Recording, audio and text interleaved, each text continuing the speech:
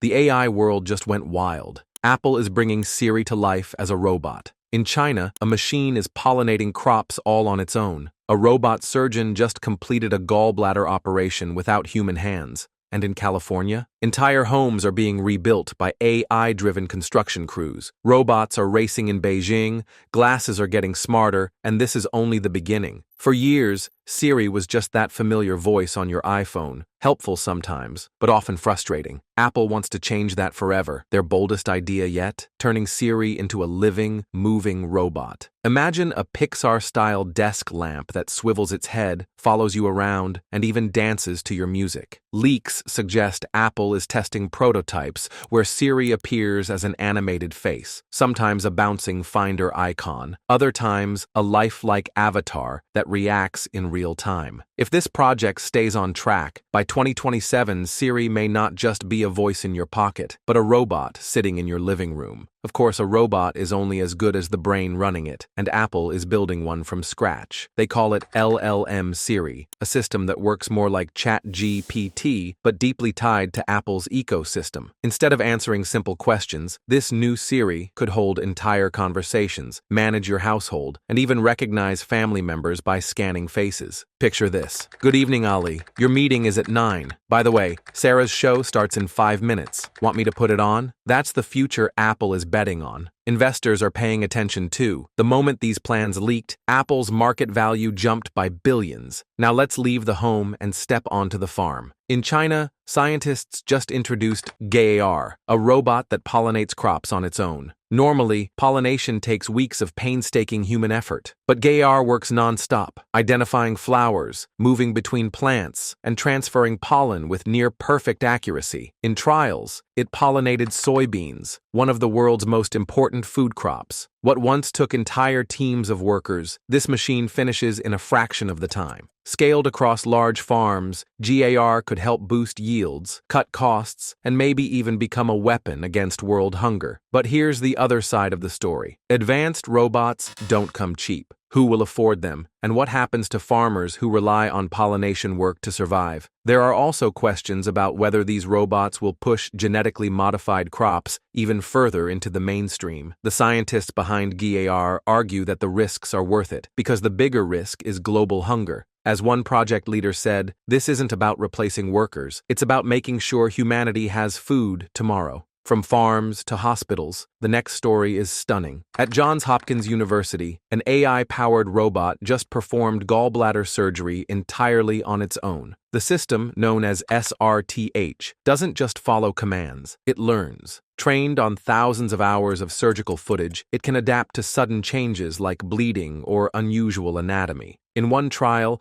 it completed 17 steps of the surgery without errors, matching the skill of expert human surgeons. Think about that for a moment. A machine cutting into a body, making split-second life or death decisions. The future of healthcare may not just involve doctors, it may rely on robots standing right beside them. Meanwhile, in California, robots are helping rebuild after devastating wildfires. A micro-factory packed with robotic arms is now assembling houses piece by piece. Wall panels that once took days, finished in just 20 minutes. Entire house frames, 10 days flat. That's 70% faster and 30% cheaper than traditional construction. And these aren't just ordinary homes. They're fire-resistant, solar-powered, and equipped with water recycling systems. For disaster zones, this could be revolutionary. Entire neighborhoods rebuilt in record time by machines that never get tired. And then, halfway across the world, Beijing just hosted the world's first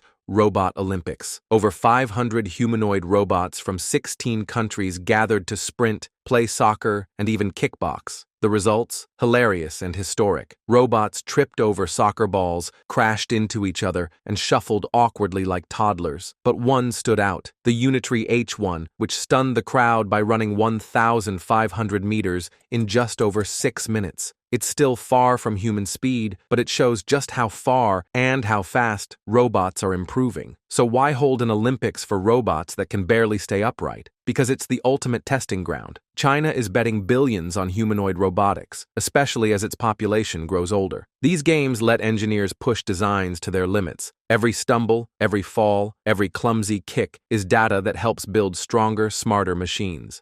China isn't alone in this pursuit. The US, Japan, and South Korea have all poured resources into humanoid robotics, each with its own vision. Japan sees robots as companions for an aging society, South Korea focuses on service industries, and the US often emphasizes defense and innovation. By launching a public spectacle like the Olympics of robots, China is signaling that it intends to lead not just in manufacturing, but in the future of artificial intelligence and robotics. While the sight of robots stumbling through hurdles or swinging awkward punches might seem like comedy, the implications are far more serious. These competitions act as live laboratories, where failures are just as valuable as victories. They expose flaws, force innovation, and bring together the brightest minds in engineering. What looks like a clumsy kick today could evolve into a precise movement that helps a robot safely assist a patient tomorrow. Ironically, the success of humanoid robots says more about human ambition than about machines. Behind every bot are teams of researchers, programmers, and engineers working tirelessly to perfect their creations. These games celebrate not just robotic progress, but also human creativity and determination. They remind us that every leap forward in robotics starts with people daring to dream of a future where machines can complement, not just copy, humanity. The Robot Olympics may look awkward today, but they're laying the foundation for a transformative tomorrow. Within a decade,